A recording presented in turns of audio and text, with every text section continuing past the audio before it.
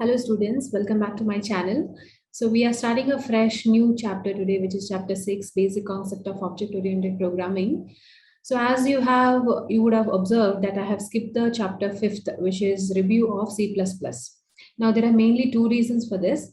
One thing is I've been getting a lot of comment from students saying to complete the syllabus as soon as possible because they are having some internal exams and stuff like that. And the second reason mainly is this is just a review lesson, which is chapter 5. Basically, there we are covering all the things which you have learned in your first year of PUC. Okay, so what I'm thinking is first I will complete the required syllabus, and once I complete all the lessons, I will come back to the 5th lesson in case to people who have not understood the concept in your first year. Okay, so according to the syllabus, if you see the marks bifurcation, there is no specific questions asked from that particular lesson. That is also another reason why I have skipped it. Okay, so after all this, let us start our lesson, which is our chapter 6, basic concepts of object-oriented programming. So mainly in this lesson, we are going to learn what is the object-oriented programming is all about, what are its character, what are its applications, what are its limitations. So when I say object-oriented programming, here we are not just talking about C++. So it's about all the programming languages which comes under object-oriented programming. Okay, so keeping that in mind, let us begin. So what is this object-oriented programming? So an object-oriented programming is the principle of design and development of programs using modular approach. So when I say modular approach is nothing but if I have a big problem, one problem, then I'm going to divide it into a smaller modules and I'm going to keep solving these modules and then I am going to combine them together in order to form a final solution. Okay, so this is nothing but a modular approach. So the advantage is that small modules of the program can be developed in the shorter span of time, and these modules can be shared by a number of applications. Okay. So what they are saying is, suppose there is a one problem for us saying we have to do a billing program for a supermarket. Suppose for a supermarket, I have to do a billing program, how to add all the things. So I can divide it into probably I can think of adding all the bills as one module and calculating tax as another module and calculating the final bill as another module. By doing that, what is the advantage is I will have three modules. That is, first one is just adding, then the calculating the tax, GST and stuff like that. Then finally adding these two and the final bill generation. Okay, this is just an example. So by doing that, this particular just adding, I can easily do it, right? Then when I get the sum of this, finding the tax on that, that also looks easy. Then once I do that, again, I need to add this to this and I have to give the final bill to the customer. When I divide it, this particular problem looks easy, but when you look at the problem as a whole, when somebody is telling that, see, you have to give me a program saying that has to add this, find a tax on that, then add and give the final bill, it looks a bigger problem. But when we do modularize it, it looks simple, isn't it? So when I'm developing as a company, what will I do? I'll give this module to one person, I'll give this module to one person, I'll give this module to one person, and once they complete developing the program, I can finally add them up, isn't it? So it becomes more easier and it will be more controlled, right? So that is what this particular statement is saying. The advantage is that small modules of the program can be developed in a shorter span of time, and these modules can be shared by a number of applications. So suppose this adding of the bill is there, I can use this addition in some other place also. Suppose this is a supermarket, then I can add this in some other place, probably if you're in a hotel bill also. Suppose I'm developing a program for a hotel bill, there also all I need to know is the items the customer has purchased, and then I need to add. So the same module can be used in a hotel program also. So that is what it can be shared by the number of applications. Now, object-oriented programming methods modularize a program by creating memory area for data and member functions. Okay, this is important. This is important object-oriented programming. It is all about data and member functions. Okay, these member functions can also be called as methods. together as a single entity. So we are going to combine the data and member function and make it look like a single entity. All the objects are created according to the specification of the entity defined. So this entity, a particular entity we are going to create, it is going to have data and it is also going to have a function. So this becomes like a model for us. The whatever the object we are creating will be based on this. So based on this, I will create object 1, object 2, etc. So this is going to be like a blueprint for us. Okay, so that is how an object-oriented programming works. So have a look at this image. So organization of data and function in the object-oriented programming. So every module is going to have a data and function, data and function, data and function, and they are going to communicate with each other. This is how a object-oriented programming is organized, right? So next we have, let us look at what are the basic concepts of object-oriented programming. So when I say concepts here, you will also get a question. This is a very important question which you might expect, and it has come in a lot of previous year questions also, saying what are the basic characteristic of a object-oriented programming. This is very, very important. You should be remembering at least 5 to 6 of them and should be able to explain it in detail. Can come for 5 marks. Okay. So what are the basic characteristics which we have, or a concept is objects, of course, classes, data abstraction, data encapsulation, inheritance, overloading, polymorphism, dynamic binding, and message passing. Okay, so these are all the concept of the object-oriented programming. So in today's session, we are going to see all of them one by one briefly. And in the coming sessions in your syllabus, you have all the chapter based on each one of them. Okay. So next lesson is going to be on classes and objects, and next one is going to be about overloading, all those things. So every chapter is designed in that way. So we are going to learn in detail in the coming chapters. So today let us see them briefly, right? So objects. What is an object? So when I say an object is a collection of data members and associated member functions. Okay. So an object always has a, suppose this is my object, and it is always have data and member functions associated with it. So each object is identified by a unique name. So two objects cannot have the same name. It has to be identified by a unique name. Every object must be a member of a particular class. So we declare an object as a type class. Okay, so it has to be a member of a class. For example, if you have to take a real life example, then apple, orange, mango are the objects of the class fruit, isn't it? So fruit is a main, like a blueprint we have. Under fruit, we have all these different varieties. So these we call them also as a fruit. So if you are looking at it at the from a point of view of an object-oriented programming, then we can say that class fruit is a class, and these are the objects of a class fruit. Okay. So usually an object looks something like this. So these are the two examples. So see here, student member data can be, if this is a class, this is of type class student, then a student can have member data, name, register number, course, and member functions can be get data, display. Okay. So as of now, if you're not understanding, it is fine. Just listen to the lecture, because we are going to learn them in detail with an example, so that time it is going to be very clear.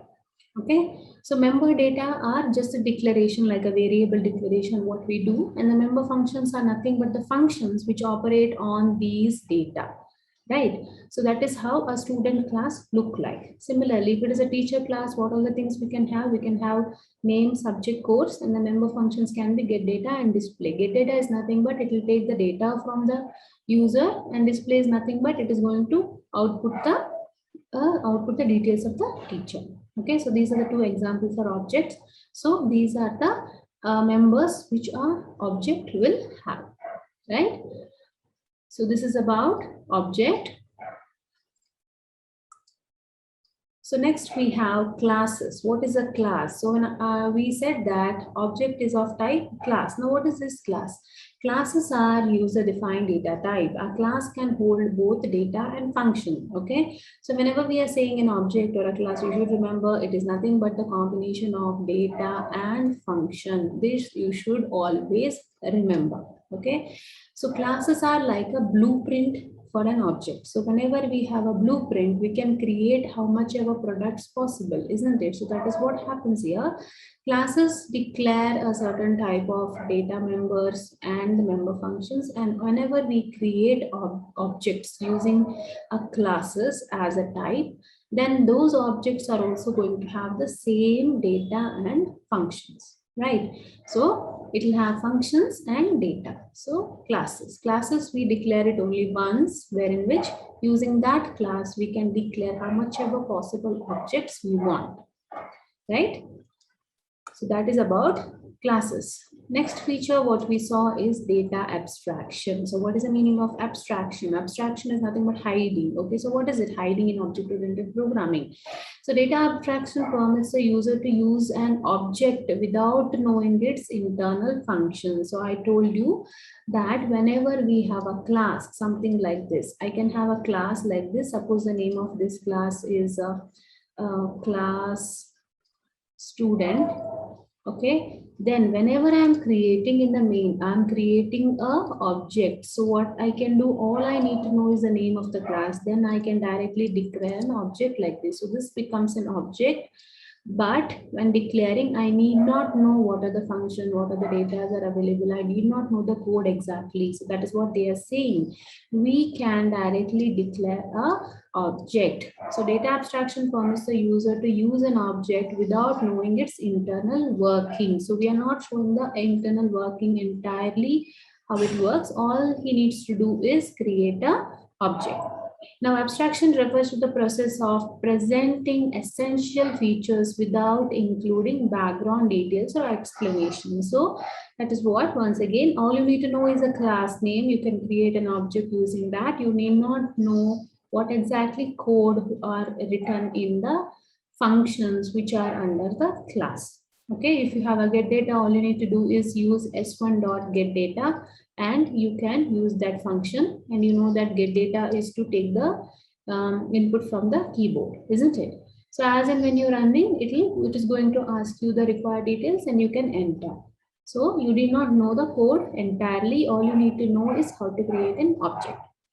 Now, classes use the concept of abstraction and are defined as a list of abstract attributes such as size, weight, and cost, and the functions to operate on these attributes. So, defined as a list of abstract attribute.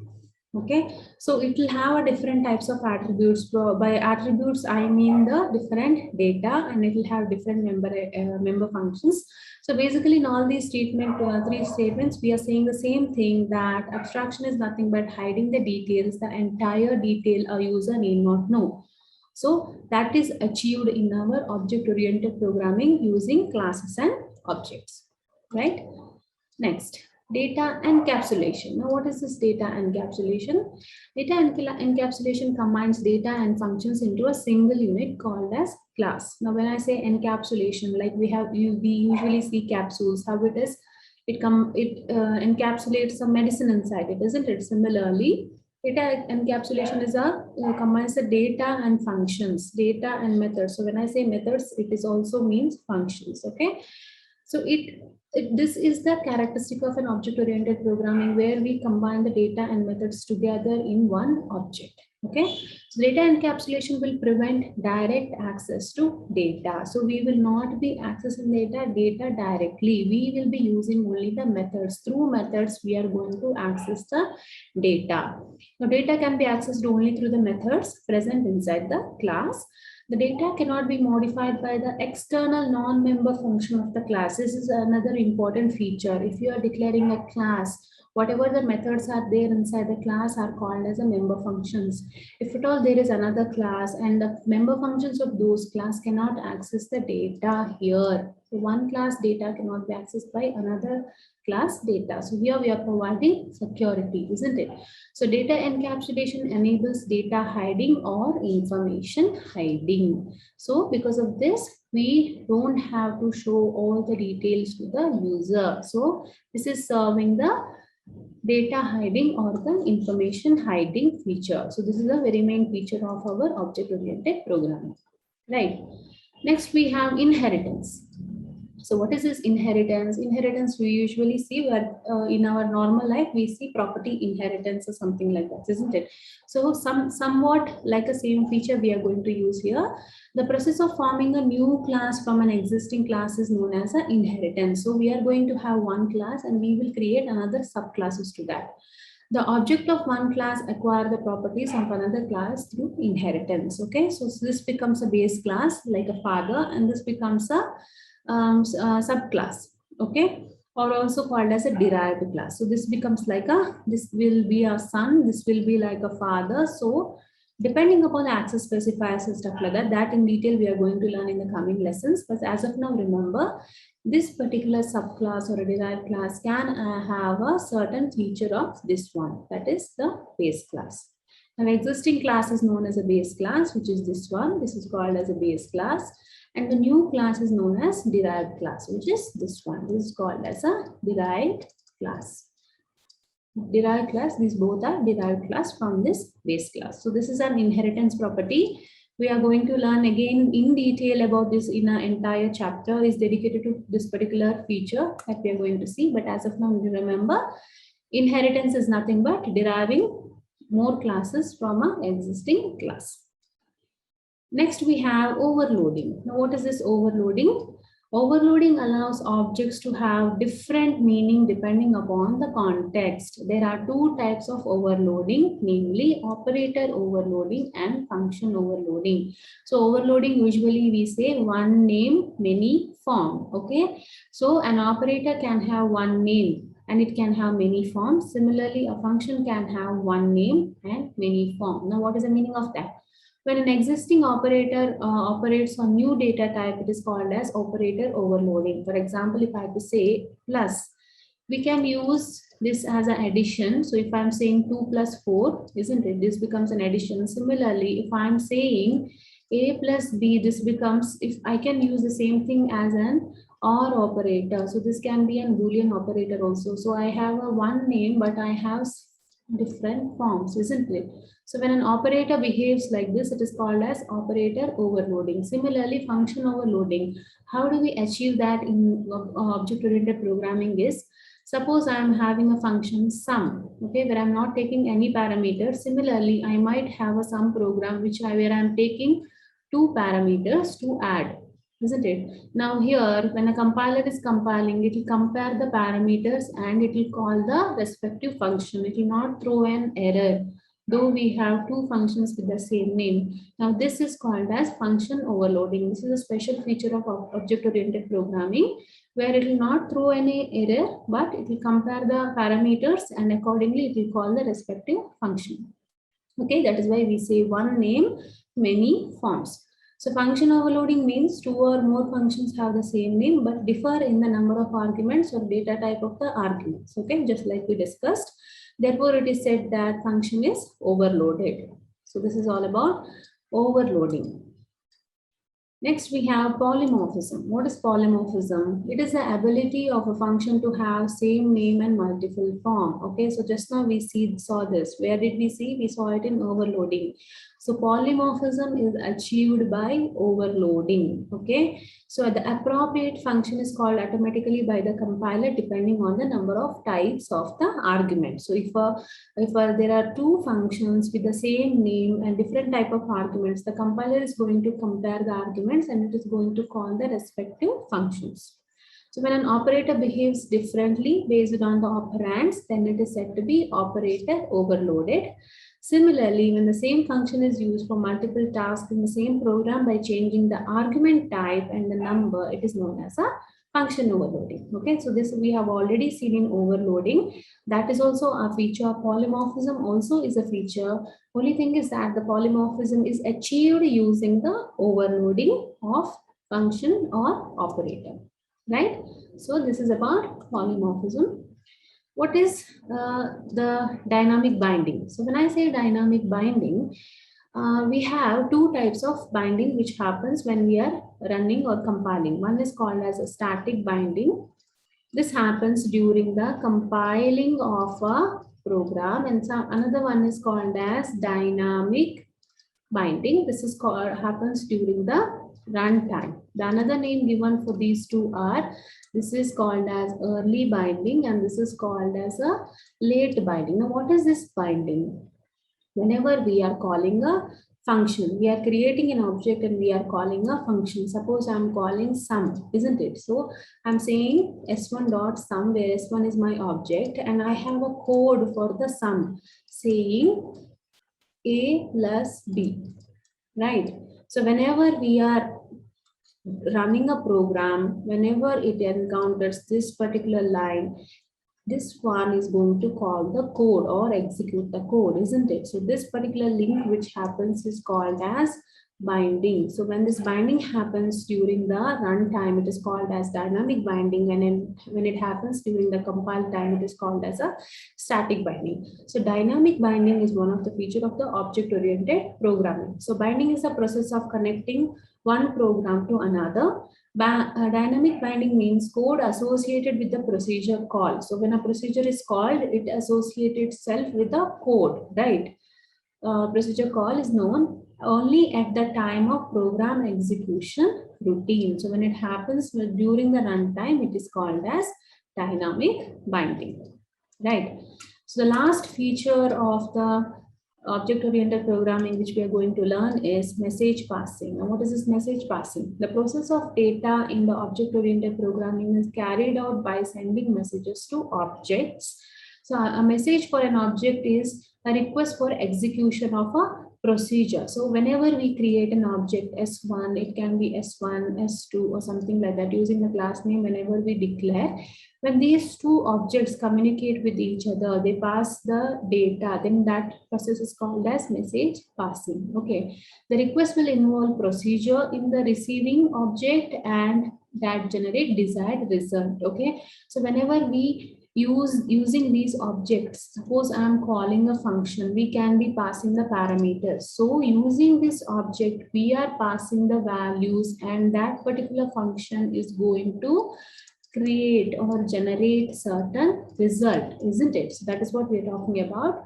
The request will involve procedure in the receiving object that generates desired result.